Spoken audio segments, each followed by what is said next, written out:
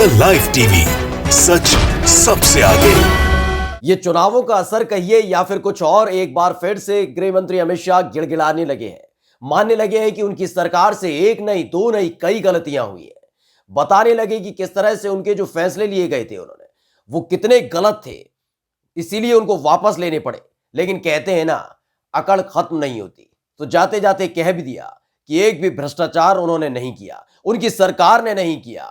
आज हम आपको दिखाने और बताने जा रहे हैं कि आखिर क्यों और कैसे गृह मंत्री अमित शाह नतमस्तक हो गए, कैसे मानने लगे गलती और कैसे गिड़गिड़ाने लगे। नमस्कार, मैं हूं प्रज्वल गौतम और आप देख रहे हैं द लाइव टीवी। दरअसल आपको याद होगा कि हाल ही में कृषि कानून वापसी बिल पर किस तरह से लोकसभा और राज्यसभा की मोहर लग गई और उसके बाद कृषि कानून वापस ले लिया गया। लेकिन इन सब के बीच जिस तरह से प्रधानमंत्री नरेंद्र मोदी सामने आए थे, चुनावों के मद्देनजर भावुक होने लगे थे, रुआंसू हो गए थे, रुंधे हुए गले से कह रहे थे कि अगर मुझसे कोई गलती हुई हो तो मुझे माफ कर दीजिएगा। लेकिन सभी को इंतजार था कि कब और कैसे ये गृह मंत्री अमित शाह कुछ बोलेंगे, क्योंकि गृह मंत्री अमित शाह लगातार उस इंसान पर आशीर्वाद बनाए हुए हैं। इनके मंत्रालय में वो शख्स लगातार बैठा हुआ है जिसके बेटे ने किसानों को कुचल दिया। खैर, सबसे पहले आपको वो बयान बताने जा रहे हैं जहां पर खुद गृह मंत्री अमित शाह ने माना है कि उनकी सरकार से एक नहीं कई गलतियां हुई हैं और कैसे वो नतमस्तक हुए उसका विश्लेषण आगे करेंगे।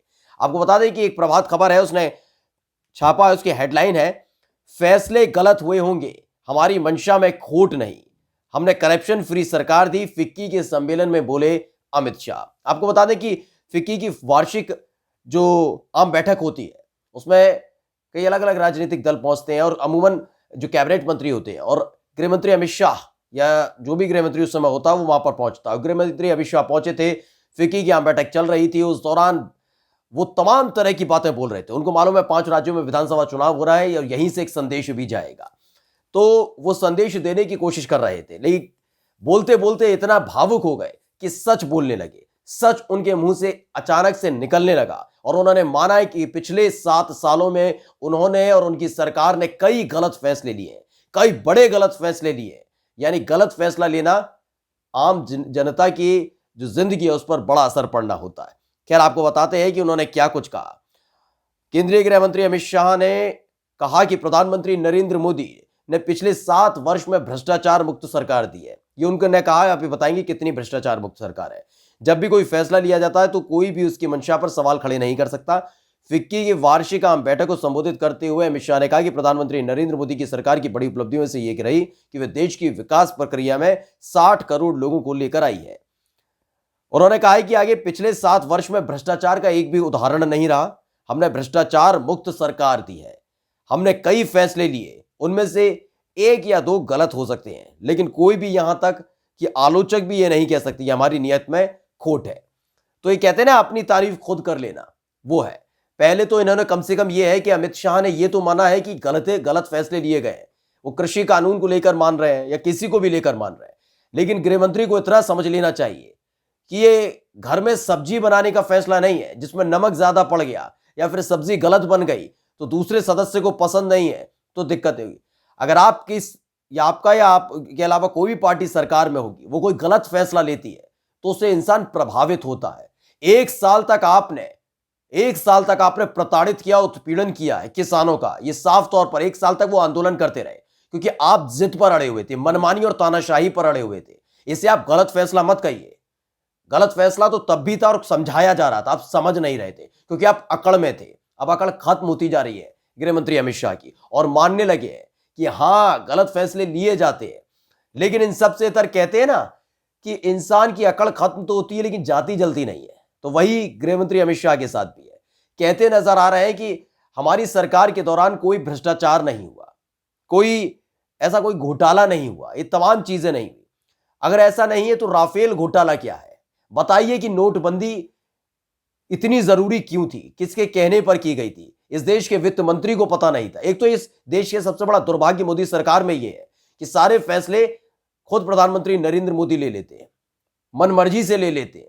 उन्हें कोई फर्क नहीं पड़ता कि जिस मंत्रालय का बॉस है उसे पता हो। जैसे नोटबंदी का फैसला लिया गया तो वित्त मंत्री को पता नहीं था।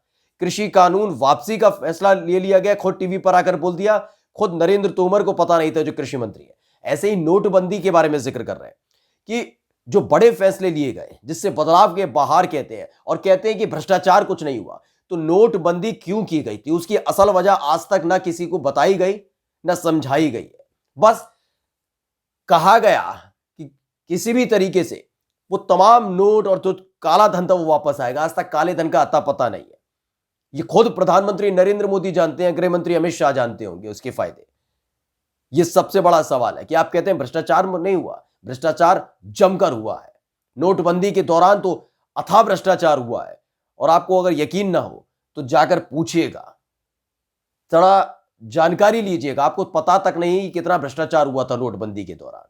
दूसरा, राफेल क्या है, राफेल जो घोटाला हुआ वो क्या है। भ्रष्टाचार और घोटाले का आप जिक्र करते हैं, घोटाला और भ्रष्टाचार में राफेल क्या है, लगातार उसको लेकर सवाल उठते रहे, लेकिन आप चुप्पी साधे हुए झूठ बोलते हैं। प्रधानमंत्री नरेंद्र मोदी को भी पता है कि वहां जाकर वो क्या करके आए थे फ्रांस में, ये तमाम जानकारियां हैं। लेकिन राफेल को लेकर आप चुप्पी साध जाना, नोटबंदी पर चुप्पी साध जाना, और जब जब मौका मिले वहां पर खड़े होकर, किसी भी मंच पर खड़े होकर केवल बखान करना ठीक नहीं है। खैर, एक बात बहुत अच्छी लगी गृह मंत्री अमित शाह की कि उन्होंने साफ तौर पर माना तो सही कि उनकी सरकार ने फैसले गलत लिए, लेकिन फिर गलती उनसे यह हो गई कि उन्होंने कहा एक या दो फैसले नहीं, आपसे कई ऐसे फैसले आपने लिए हैं जिसका प्रभाव सीधा जनता पर पड़ा है, जिससे जनता हलकान रही है, परेशान रही है। एक दो फैसले ऐसे नहीं है। इसमें अगर आप पूरी फेहरिस्त देखते जाएंगे तो आप भी चौंक उठेंगे, क्योंकि एक एक करके जो मनमानी वाला फैसला आपने थोपा है, जनता पर थोपा है, उसका असर जनता पर विपरीत पड़ा है। आपने तमाम चीजों में दखलंदाजी करके ये दिखाने और जताने की कोशिश लगातार की है कि आप कितने बड़े तानाशाह मनमानी करने वाले लोग हैं। किसान मुद्दों को लेकर आप जरूर भावुक होने की अब कोशिश कर रहे हैं क्योंकि चुनाव करीब है, लेकिन आप भी ये जानते हैं कि आपने जमकर उत्पीड़न किया किसानों का। वो बात तो अलग है कि किसान आखिरी वक्त तक टिके रहे, आपके सामने घुटने नहीं टेके, नतमस्तक नहीं हुए, जिसकी कोशिश लगातार आपने भी की थी। गृह मंत्री अमित शाह, प्रधानमंत्री नरेंद्र मोदी की तरफ से की गई। आपने तमाम अपनी कैबिनेट की फौज छोड़ दी थी किसानों के सामने कि कैसे भी करके उन्हें झुकाया जाए, घुटने के बल लाया जाए, लेकिन किसानों ने हथियार नहीं डाले। वो अपने आंदोलन के रास्ते पर चलते रहे, धरना प्रदर्शन देते रहे।